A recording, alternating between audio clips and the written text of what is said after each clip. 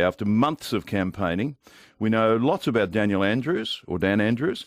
We still don't know much about the Labor leader himself. We know about his policies, and he joins me in the studio. Daniel Andrews, good afternoon. Thanks very much, Dennis. Great to be with you. Daniel. Oh, I've been called much worse than that, mate. Okay. Much worse than that. My friends call me Dan, so call me Dan, Dennis. Okay, Dan, you're down to 90 kilograms. I am, yes, down from 103. Just don't eat bad food. That's the most important thing. How do you feel, other than you'd be tired, but how do you feel in yourself? Much better, actually. Like, just in terms of energy levels and things, and it's the right thing to do. My kids are getting 12, 10 and 7, and they keep you pretty busy. And when they have a moment of absolute childhood, brutally honest, when they're absolutely honest with you and say, gee, Dad, you're not looking really very good. How did you do it? I just cut out a whole lot of food that I really shouldn't have been eating. I don't have enough time to exercise. I've got to change that in the new year one way or the other. I'm just going to find some time to be able to do a bit of walking in that. You mightn't have any time to... I might. Well, we'll have to wait and see. I hope that that'll be really difficult to fit into a very busy schedule, but that's up to the Victorian people. But probably when you think about it, probably even more important that you do what John Howard did and walk every morning or do something. No, you do, and I think if you can get yourself into a really good routine and it becomes just part of the way your day unfolds or your week, depending on how much time you have. My wife, Kath, is fit enough for both of us, but diet's really important. But then if you can just balance that out with a little bit of exercise, I think we'll all be around for longer and good for our health system and good for us. Your image during this campaign, you haven't worn suits every day. It's been none a variety. None of them fit anymore. No. There's one or two that fit. Look, campaigns, you do lots of different events every day. We're on and off the bus. We're in and out of all sorts of different environments. So it's important that you be comfortable, and I think that we can all do, as you just said a moment ago, I think the informal conversation is usually the best one. You went to school in Wangaratta? I did. Something we've got in common. I didn't go to school there, but my family lived there at one point. Favourite subject at school? Can I have two? History and politics. Even at that time? Yeah, I really enjoyed the discussion of change and reform and things that had happened over time. It wasn't like I was sitting around studying and dreaming of actually becoming a member of Parliament, but I was engaged and interested. It's the sort of stuff we used to talk around the kitchen table about, and that just sparked an interest. Was it a united front of the left, sort of the left wing of politics? I think my old man's been a swinging voter throughout his life, but he's pretty solidly Labor now. I've had a win there. I'd be very upset if I hadn't. Mum has been a much more solidly Labor person throughout her voting life, and that she's the daughter of a train driver. Strong values about social justice and looking out for other people. And if you've got the opportunity through your good fortune and indeed through your hard work, then you've got an important obligation to try and look out for those who don't. When you went on to study at Monash, what did you study?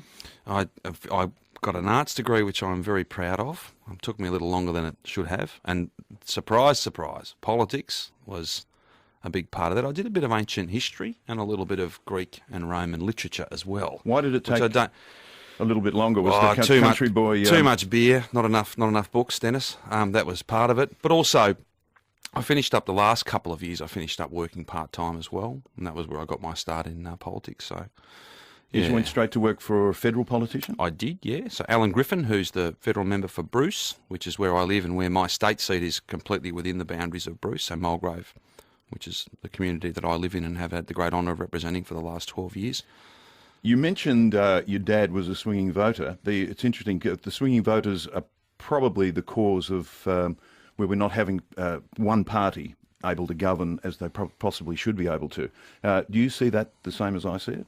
Well, not quite. I think that there's a different pace to the way politics works now. There's a different pace to life. People get their information much more quickly, much more rapidly. I think people are much better informed today than they've perhaps ever been. People are becoming a very keen judge of whether the government has done what they said they'd do, whether they're better off or perhaps worse off. And I think that this notion of it being a much more competitive contest, I think that's very, very real. And we see that playing out in terms of federal politics where, it's fair to say the federal government's been going through a bit of heavy weather. I think that'd be a generous way of putting it, I would think. And indeed, many people obviously questioning whether the current state government is the one that they voted for 4 years ago. Are people disillusioned in general? I think they are. That's exactly right. I think that they absolutely are. And I do hope not only to get the opportunity and the great honour to work hard to deliver on the plans that I've laid out, so getting rid of 50 level crossings and TAFE and ending this terribly spiteful war on our ambos and supporting better outcomes for kids in schools and kinders and lots of other things that we've announced, Dennis. But I also hope that through delivering on those promises, we might make a contribution to perhaps restoring a little bit more faith in the overall process, not in individuals. It's not about me or individual members of the team, but I'd like to think that if you get on and do the things that you've said you'll do, that we might play a small part in perhaps people saying, well, maybe that's a better way that politics can be. It is 18 past 12. More with Daniel Andrews after the break. 96900 693 is the number right through the afternoon.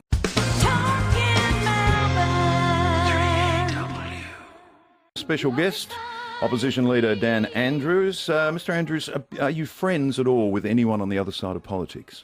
I had a game of golf with Michael O'Brien last year, I think. I don't know whether you call that friends, but look, I think we could do to have a bit more respectful relationship. I've tried not to really talk about my opponent very much in the last 4 weeks, and certainly not to be, as best I can. You're often drawn into a criticism and commentary, but I don't think we need to play that sort of politics. Frankly, let's talk about each other's. I'll talk about my plan and the reasons why I want the job and the great honour of being the Premier and leading a Labor government. And that I think is politics at its best. Can you have real friends in politics? I think you can. Obviously, each of us have got friends in our own team, colleagues, former colleagues, and I think you can develop really important relationships with people who perhaps disagree on some things, but on many things, you know, just about every member of Parliament agrees on things, whether it be family violence. You know, we had White Ribbon Day yesterday. We might disagree on how to tackle it. You know, I want Australia's first Royal Commission to rebuild this system from the ground up, but there's no dispute between me and somebody on the other side of the House when it comes to how serious that issue is. And there's lots of different examples of that. But in Parliament, you can lose your temper to a certain point, and you had those words with Louise Asher about putting on an apron and going home and baking whenever that was, a year ago, whatever. But I don't know that was me. I don't know. I don't think I've ever. I thought it was. I don't think I've ever told anyone, male or female, to go home and bake a cake. I'll stand corrected then. In other parts of your life, favourite sport? Golf. I'm a golf tragic. You won't have time for that if you win. Well, you've got to make time. My 12-year-old has become, he's not quite a tragic yet, but he's getting involved. So it's a good time to spend, father, son, parent and child. It's good to just a couple of hours. It's nice. How are you, if you win on Saturday, and it looks like you probably will, how will you get that balance? You've got young children?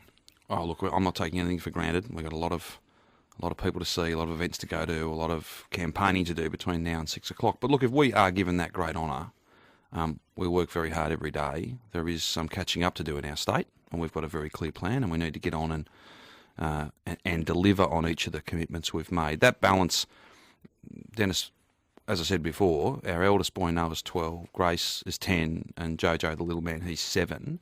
So I've been in Parliament 12 years, so they've only ever known me doing these sorts of jobs. The one that we're after, though, that's a different league in some ways. We'll struggle, but we'll find a way. Our family just finds a way to deal with these things. What will happen Sunday morning if you are Premier of Victoria? Well, I think we'll need to get down to it. You know, I think I'll have a beer or two, maybe, either way, on Saturday evening. But if we are given that great honour, Dennis, then we'll be hitting the ground running. A few other things about Sure. Who was your childhood idol? I don't know that I've been asked this question a lot, actually. Who's your political heroes? Who are your childhood idols? This sounds a bit cheesy, but my parents, who went through difficult times when we were young and had to rebuild, and they did, they remain my idols. They're heroes in my life, and I think my kids now, some of the things our kids come up with, some of the things they say, some of the insights that they have, marvel Kath and I, and they do become a source of great joy and pride.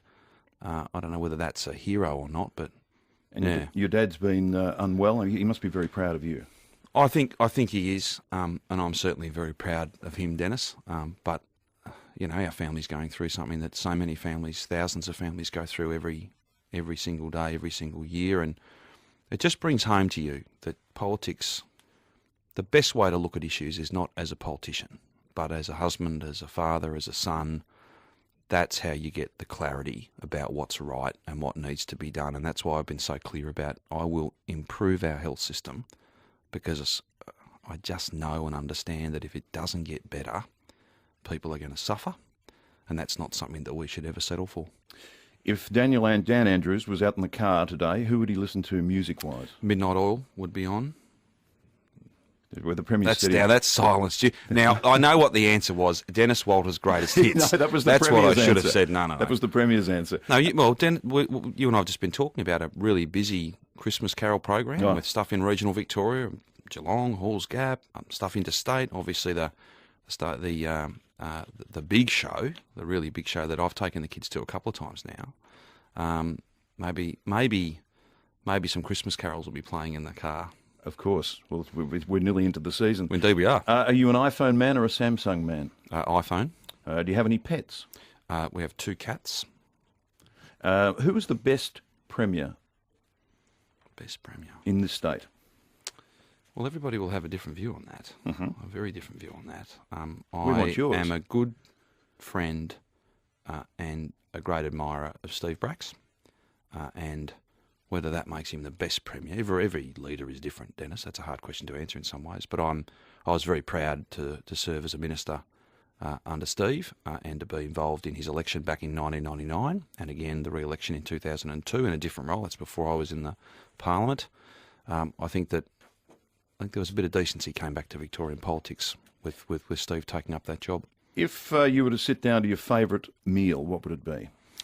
Well, it used to be probably one that wasn't very healthy for me, but I'm a little better these days. I like just maybe a half a glass of wine, red wine, Victorian red wine, whether it be from the great Ovens or King Valley, up where my parents and where I grew up, and a bowl of pasta. Bowl of pasta? Well, you can maybe celebrate up in Lygon Street after Saturday. Your handicap in golf, I've been asked to ask you. 10. Oh, that's good. And I need every one of them, let me assure you. Daniel Andrews, good to talk to you. As I wish the Premier good luck on the weekend, I'll wish you the same. Dennis, thank you so very much. And with that really busy program of Christmas carols, I wish you all the best, because it's such an important thing for so many families. I'm looking forward to it, and we've got a musical surprise for you.